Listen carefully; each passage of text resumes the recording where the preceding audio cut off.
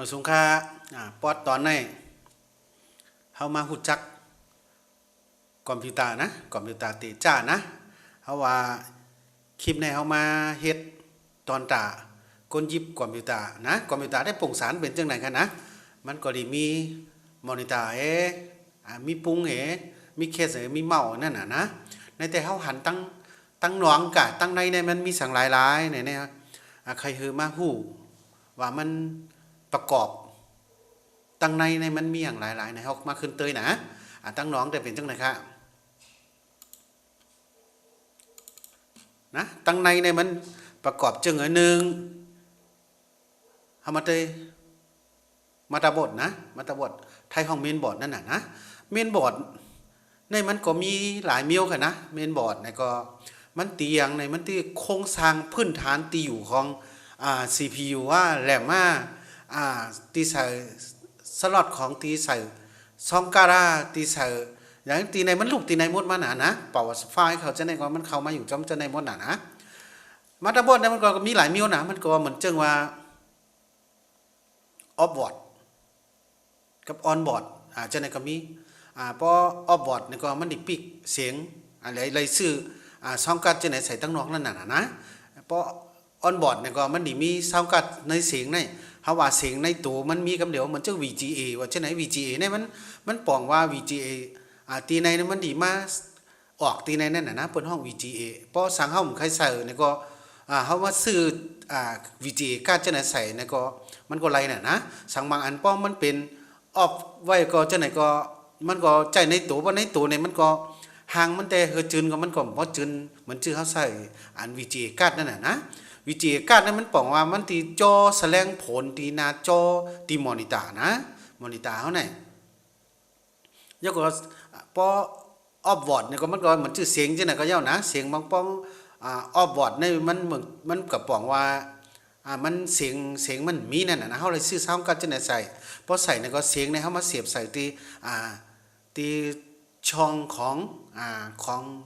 มาดาบอร์ดที่ไหนนะเมนบอร์ดที่ไหนเฮาก็เสียบไปก็เสียงแล้วมันต่อออกมาที่สปีกเกอร์นั่นน่ะนะที่ลำโพงนั่นน่ะนะมันประกอบที่เฮานี่ไล่ใจในมันลักๆปื้นๆมันจะแนวหลูเลยมาฮู้จักกันนะว่ามันมีสังหลายๆนะมีมาดาบอร์ดนะค่าก็รัดคร่าวๆนะเฮาว่าเอาหมอก10มินิจังได๋ก็เฮามาบอกแหนก้นที่ฮู้มันนั่นน่ะนะสังฮู้นี่ก็เฮาว่าไว้กำละนั้นน่ะนะในเฮามาฮู้จักมัน power supply ในตัวจ่ายไพ่ค่ะนะในตัวจ่ายไพ่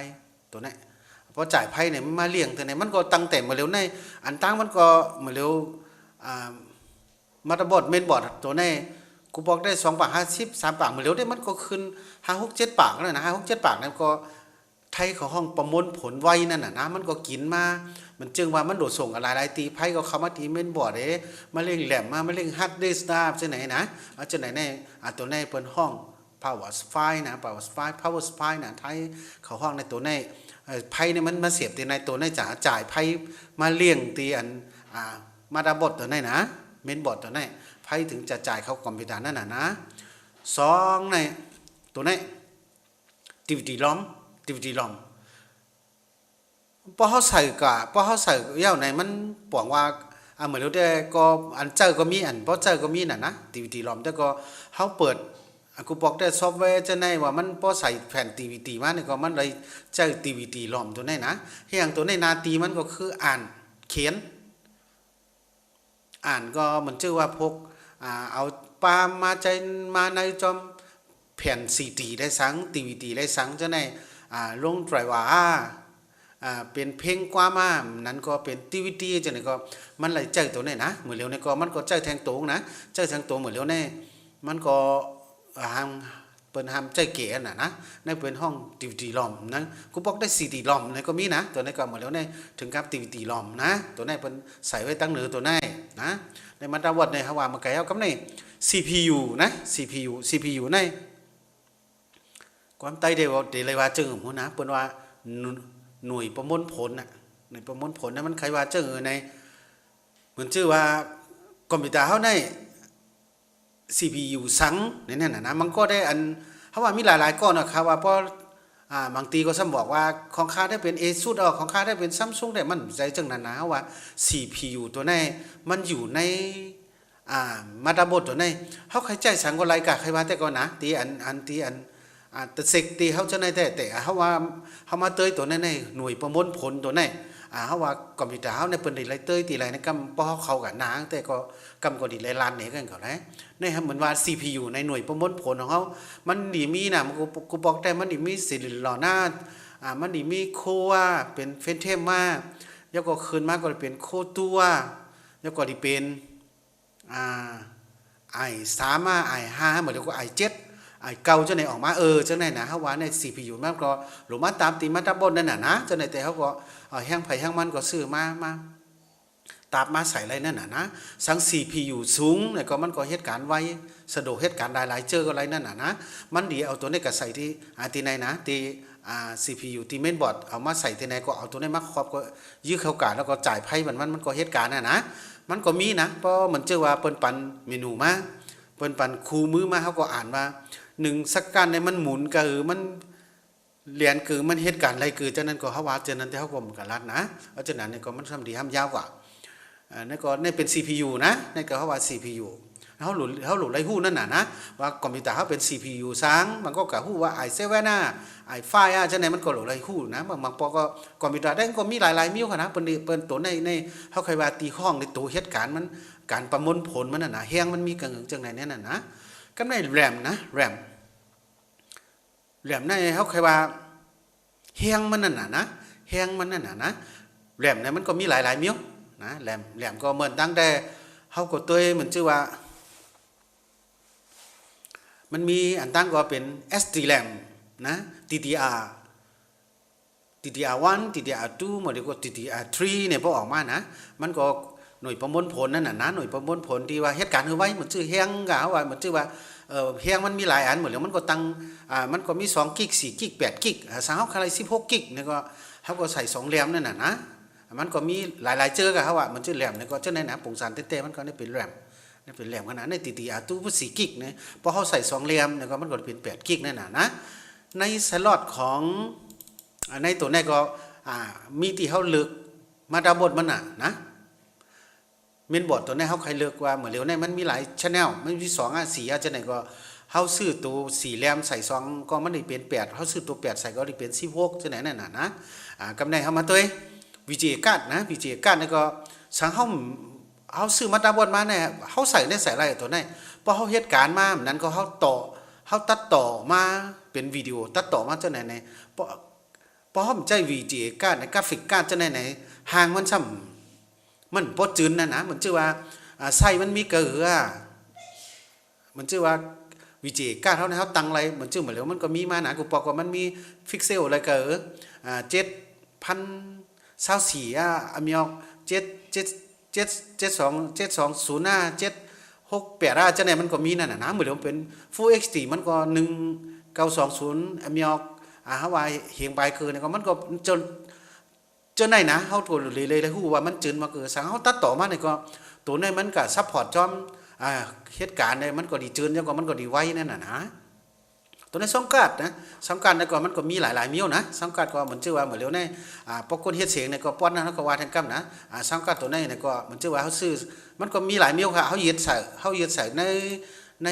ช่องของที่ไหนนั่นน่ะนะมันเฮาว่ามันได้เป็นเอาใส่ทั้งในอินเทอร์เฟซมันก็มีอินเทอร์เฟซจังได๋มันก็มีหลายๆเนาะบางปอกก็ใช้ USB 10เขากะจังได๋ก็มันก็มีนั่นน่ะนะจังได๋เฮาว่าทางตอนนึงอันนี้เฮามาฮู้จักตัวนั้นกำในฮาร์ดดิสก์นะฮาร์ดดิสก์ในจังหือในฮาร์ดดิสก์ในเพิ่นห้องหน่วยความจำได้เหมือนชื่อว่าฮาร์ดดิสก์เฮามีหลายกิกหล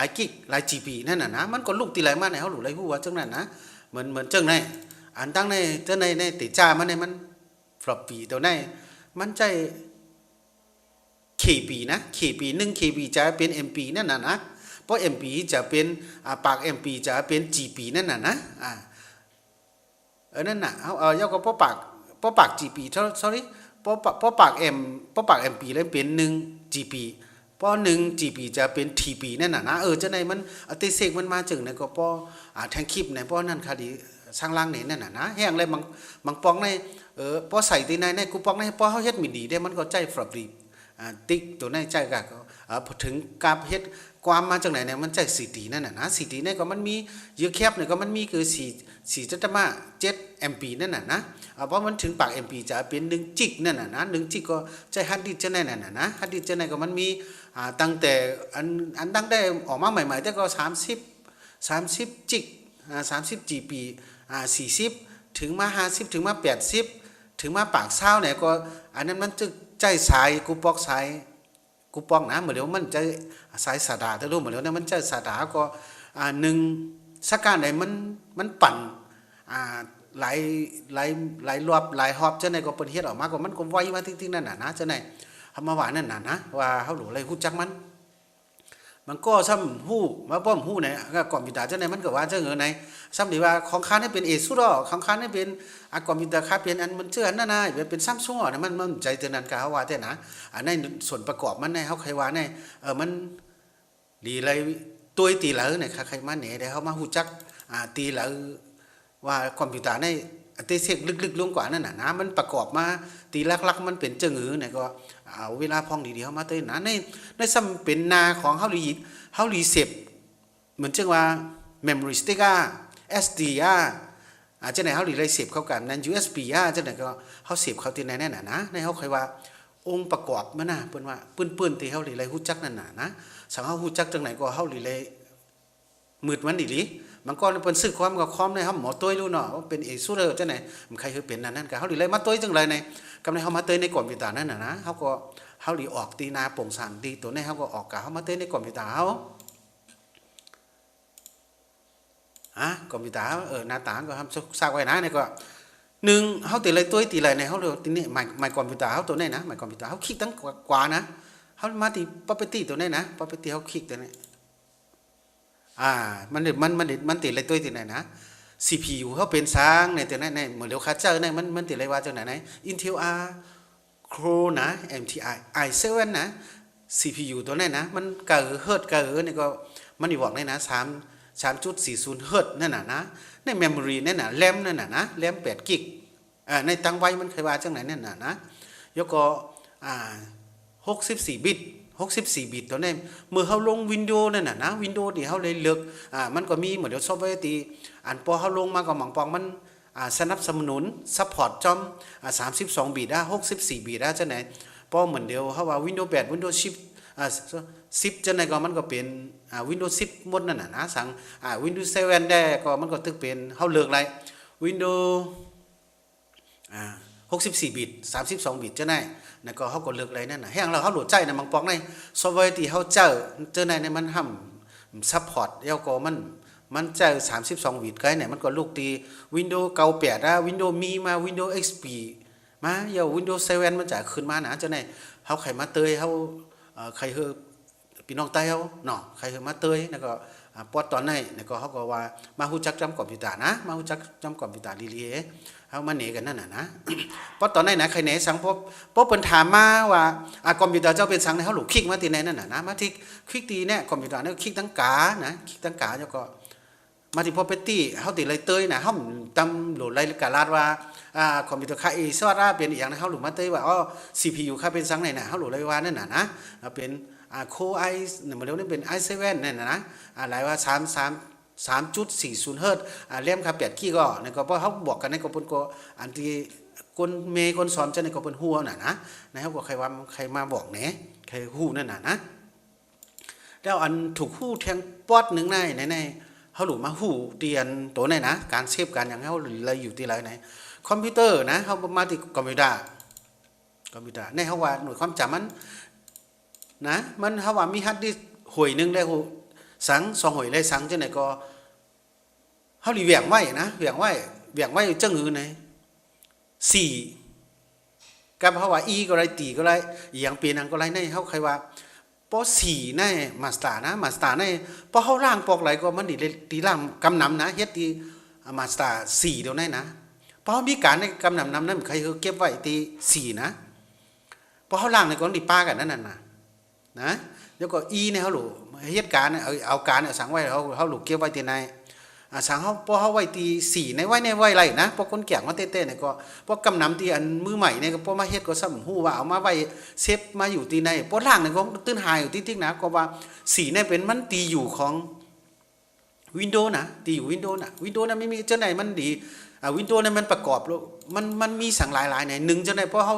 ฮาเฮ็ดเฮาลงวินโดว์ก็เจ้าไหนตีลักๆมันก็ได้ขึ้นโปรแกรมไฟล์โปรแกรมไฟล์เจ้าไหนตีอยู่ของวินโดว์เจ้าไหนมันได้ขึ้นมานะพอเฮาล่างเนี่ยก็สั่งเฮามาไว้ที่4เนี่ยก็มันก็ดีล่างป้าถึงเซ็งๆนั่นน่ะนะก็นั้นพอเฮาเฮ็ดการใครคือไว้สตินะมันเจ้าไหนพอเฮาไว้ที่4เนี่ยกำนำก็มันไก่ปลากับจอมนะยาวก็แทงคอนึงนะใครคือพี่น้องไต้เฮาไว้สติพอเฮาเฮ็ดการในกำพองนะเหตุการณ์ว่าอีสังก็ไว้ที่ไรก็ฮู้น่ะสังเฮาเปิดโปรแกรมหยังตัวนึงขึ้นมาเนี่ยเฮาก็เซฟในก็ซ้ำฮู้นั่นน่ะป้อมฮู้ไหนมันมีปัญหานะมีปัญหาเปิ้นตื้นบอกไว้นะพอเฮาinstall ในของอันโปรแกรมซอฟต์แวร์ตัวไรตัวนั้นน่ะสังว่า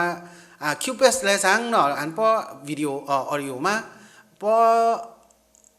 วิดีโอมันก็พวก Premiere พวก Editor มาจังไหน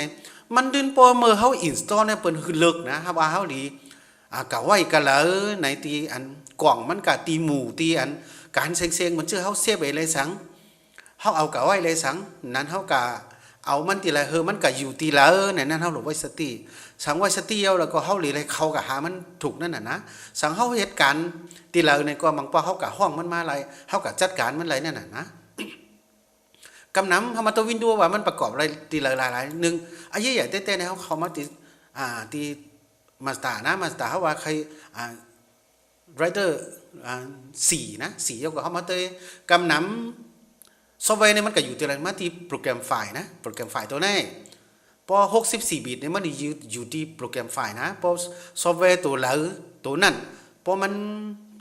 64บิตนะเมื่อเฮาติดตั้งในมันรองรับว่าพอเฮาติดตั้งเมื่อเฮาอินสตอลเนี่ยเมื่อเฮาเฮ็ดสตาร์ทอัพตัวนั้นได้พอเฮาอินสตอลเมื่อ64บิตเนี่ยมันดีมาอยู่โปรแกรมตัวนั้นมันดีมาอยู่ที่โปรแกรมไฟล์ตัวไหนนะเฮาคลิกเข้ามานะคาริว่าในตัวอย่างมันตัวนึงเฮาคลิกเข้ามาน่ะเหมือนจังไหนน่ะเฮาว่า Adobe เนี่ยมันดีมาอยู่ในหมดนะเมื่อเฮา64บิตเนี่ยมันดีมาอยู่แล้วในเหมือนจังไหนเหมือนเจอว่าAfter Effects นะCS6 อันค่าเจอว่ามาแล้วนะ Adobe Premiere CS 2017จังไหนมันเป็นจุ่มของ Adobe เนี่ยมันดีมาอยู่ที่ในมันใครป่องว่าเฮาก็จัดการมันหมดสังว่าเฮาก็เซฟเลยเฮาหันเนี่ยจังไหนเฮาเข้ามาหาอะไรหมดน่ะนะมันก็อยู่ที่ละการเฮาเฮ็ดที่ละเนี่ยก็จังไหนมันเป็นหมู่เป็นจุ่มของมันน่ะนะจังไหนใครคือไว้สตินะแล้วแทงคอนึงนะแทงคอนึงมันมีแทงปอดนึงในกำในโปรแกรมไฟล์ x86 ตัวนี้มันก็ป่องว่า32บิตตีอันซอฟต์แวร์ที่เฮาอินสตอลเฮาขึ้นมาเนี่ยมันดีมาอยู่ที่ในโปรแกรมไฟล์ x86 ตัวนี้มันป่องว่า32บิตนะตัวนี้มันก็เหตุการณ์นี่มันฮู้บ่ฮู้ในพอเซฟแล้วในพอเฮาเหตุการณ์นี่มันฮู้ลองปันไผมันนี่ก็มันก็อยู่กับแล้วเต้มฮู้ก็โซหากับเตาลูเตาลาก็ฮู้ว่าหมอเซฟหมอหังจังไหนเนี่ยจังไหนที่โปรแกรมไฟล์จังไหนใหญ่ๆเต้ๆนะเฮาก็สิเลยฮู้ว่ามันจังไหนน่ะมันก็บอกว่าที่เฮาลงมันเควอกนั่นน่ะเควอก32บิตก็มันจังไหนน่ะเควอกมันมาอยู่ที่ไหนนะมันจังไหนน่ะเควอกโปรดักต์จังไหนมันมาอยู่จอมมันก็มาปันเป็นหมู่นะวินโดว์เนี่ยเพิ่นก็จัดการเพิ่นสอนดีๆเพิ่นเฮ็ดมาแต่เฮาซ้ำบางอันได้ซ้ำเฮาใจถึงเนี่ยฮู้เฮาละเฮ็ดได้สังว่าจังไหนเลยมาบอกในนั้นนะพอเปลี่ยนจังไหนมาเนี่ยก็เฮาก็ติเลยมาฮู้จอมว่าคอมพิวเตอร์ในปืนๆที่ใครมาว่านี่ก็พอดีว่าเรื่องอันนี้เฮาว่ากว้างๆกันเนาะที่เฮาถูกมาฮู้จักมันเบื้องต้นนั่นน่ะนะคลิปตอนนี้พอเฮาว่ายาวกันนี่ก็กำซ้ำมันลงในที่อัน Facebook Live ก็มันทางสั่งถูกนะแค่นต่อคดีเฮ็ดก็เฮ็ดไว้ลงช่อง YouTube ค่ะแค่นต่อติดตามนี่ก็ลื่นสุดนี่ก็มาสงค่า